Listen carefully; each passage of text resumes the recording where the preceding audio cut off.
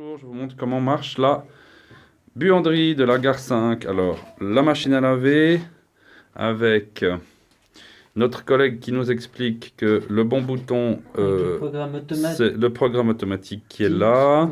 On voit qu'ensuite on peut choisir dans automatique 40 ou 30. Si on veut passer au froid, si on veut passer à un programme à 60, on met sur coton. Automatiquement, ça passe en 60, mais on essaie de l'éviter. C'est une machine lente, ça dure plutôt 2 à 3 heures. C'est normal, c'est comme ça que les programmes économiques fonctionnent. Et on met le produit, on va juste l'ouvrir pour montrer où on met le produit. Voilà. Non, on le met directement là-dedans. On met directement là-dedans. Avec ça. Voilà. On remplit à peu près à moitié, un peu plus. Voilà. La Et moitié, là, on a un savon liquide maison qui a été fait par les habitants. Ça coûte moins cher, c'est tout aussi efficace et on le met là-dedans. Voilà, donc ça c'est le programme. Ensuite, là on a la boîte pour les vêtements perdus. Lorsque vous trouvez des vêtements, vous ne savez pas où ils vont, on les met là-dedans. On a le séchoir qu'on essaie d'utiliser au minimum. C'est mieux d'utiliser les étendoirs qui sont là et là, ainsi que ceux de dehors. Mais on n'y arrive pas toujours. Là, on a la planche à repasser de la Smala.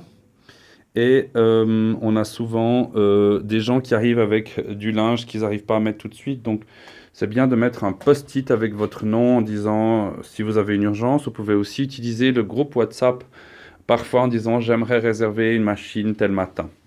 Dans le séchoir, regardez voir, ça c'est important. Donc, ça c'est un vieux séchoir. C'est le séchoir de la Smala depuis 1999. Il a 17 ans. Il marche toujours.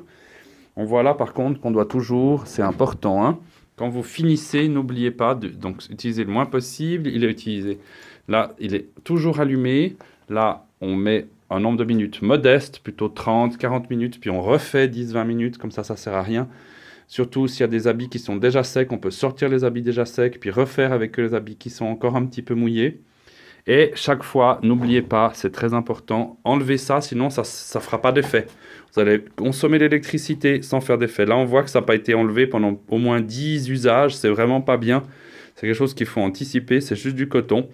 Ça peut même aller dans le papier à recycler, puisque c'est du végétal. Voilà. Alors, comme ça, vous avez tout le mode d'emploi pour cette... Et la première fois, même si vous avez vu la vidéo, c'est bien quand même de demander une fois.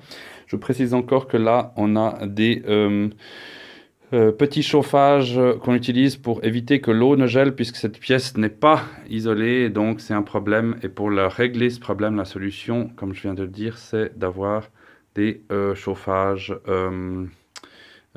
qu'on utilise quand il fait très froid.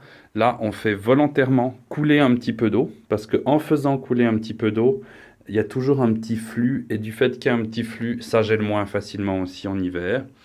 Ça, c'est rien, ça va être vidé, et comme ça, on a des objets qui sont là surtout pour stocker. Voilà, c'est tout.